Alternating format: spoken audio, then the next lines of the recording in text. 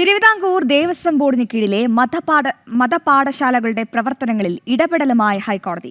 മതപാഠശാലകൾക്കായി നീക്കിവെക്കുന്ന budget വിഹിതം കൃത്യമായി വിനിയോഗിക്കുന്നുവെന്ന് ഉറപ്പാക്കാൻ പ്രത്യേക അക്കൗണ്ടിലേക്ക് ഈ തുക മാറ്റണമെന്നും കോടതി പറഞ്ഞു. കൂടാതെ സിലബസ് പരിഷ്കരിക്കുന്നതിനായി വിദഗ്ധ സമിതി രൂപീകരിക്കാനും കോടതി ആവശ്യപ്പെട്ടു. വിവരങ്ങളുമായി എം മനോജ് ചേരുന്നുണ്ട് കൊല്ലത്ത് നിന്നും.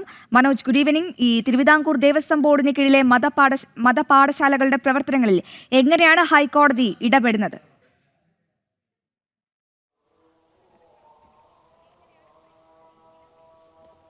Aswathy, good evening.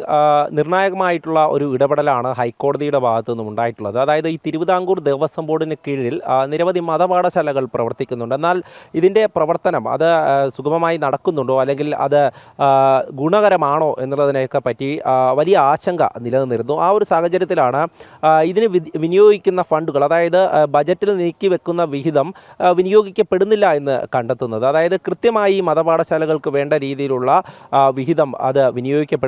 ഇതെല്ലാം ഓരോ ബജറ്റിലും നീക്കിവെക്കുമ്പോൾ അത് വിനിയോഗിക്കപ്പെടാതെ ആ അക്കൗണ്ടിൽ ഒരു രൂപ പോലും ചിലവാക്കാതെ ഇരിക്കുന്ന സാഹചര്യങ്ങളുണ്ട്.